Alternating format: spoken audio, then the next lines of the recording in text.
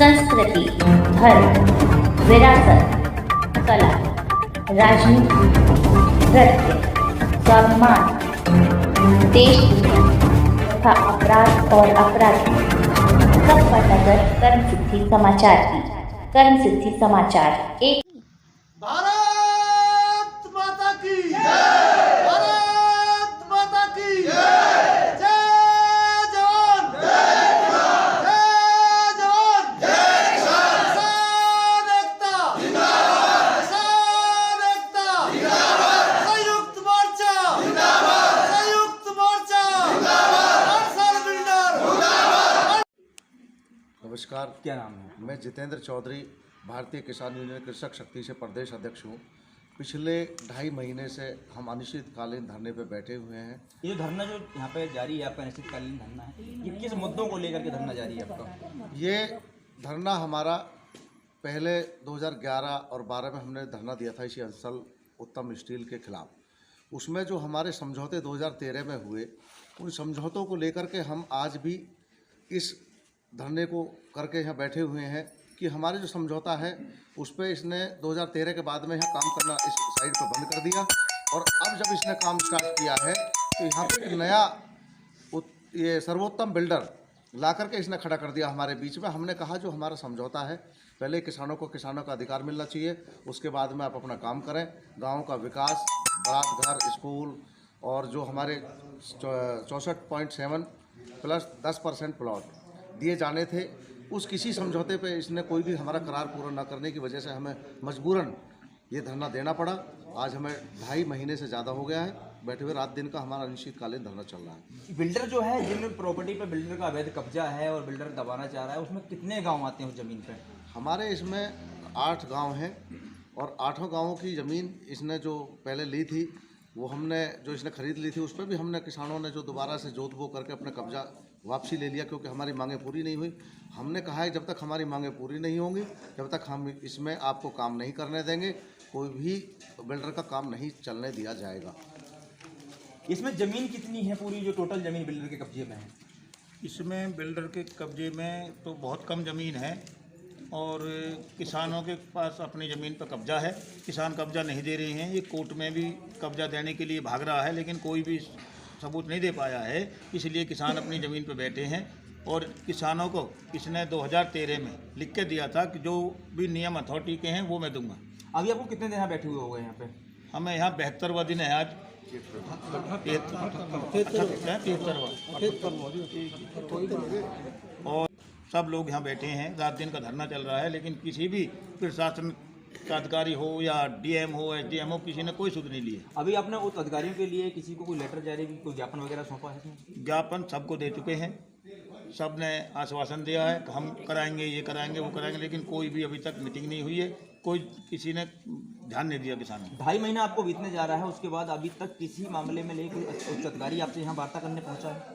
कोई अधिकारी नहीं है। 1-2 अधिकारी ने बुलाए हैं, वो वैसे ही मीठी गोली दे करके और समय दे दिया, आज हमें समय दो, कोई 2 दिन का, कोई 10 दिन का, कोई भी अभी तक वो नहीं है काम करने। अधिकारियों से बराबर वार्ता तो हो रही है, लेकिन समाधान का हल नहीं निकल पा रहा है, तो उसको लेकर लड़ाई आपकी जंग कहाँ तक जारी रहेगी? जंग जब तक मांगे पूरी नहीं होंगी, जंग जारी रहेगी। किसान यहाँ ही डटा रहेगा, ना इसको काम करने देगा, ना इसको कब्जा देगा, एक भी इस जमीन पर नहीं देगा। कल परसों शासन प्रशासन के द्वारा जो एसडीएम भी था, एसीपी था, एसएचओ था, एसएचओ ने इतनी अभद्रता करी है लेडीज़ों के साथ भी, किसानों के साथ भी, गाली गलौच भी किया है।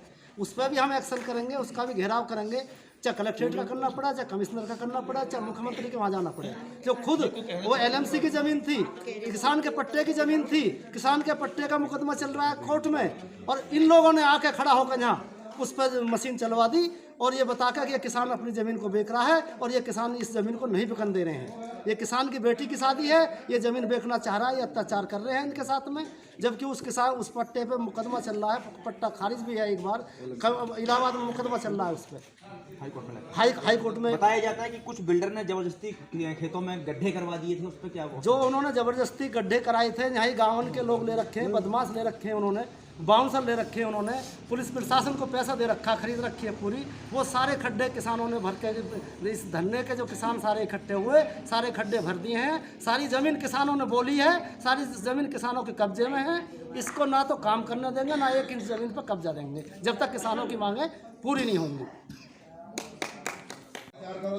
जैसे कि धरना लगातार आपका जारी है और जारी रहेगा, जो ऐलान कर दिया गया है उसमें लगभग जो किसान हैं 8 गांव इसमें जुड़े हुए हैं, किसानों की ज़मीन जो बिल्डर नहीं दे पा रहा है उसको लेकर के इतनी समस्या जो निकल रही है, अधिकारी सुन नहीं पा रहे हैं, वो क्या वजह है इसमें? वो ये है जी, जो अंसल बिल्डर है वो पैसे के बल पे जो है काम करा रहा है, पैसे दे देता है, बाउंसरों को दे देता है, ठेकेदार बना रखे हैं, अधिकारियों को दे देता है, यहाँ तक कि एसडीएम और इनको भी और पुलिस प्रशासन, एसएचओ, इंस्पेक्टर, एसीओ, सीओ, ये पैसे के बल पे करा रहा है। और जो जब भी किसान के कब्जे में ये 1660 एकड़ का इन्होंने जो पहले 2504 एकड़ का था उसमें 1660 एकड़ का कराया है, जिसमें न डीपीआर पास है न नक्शा पास है।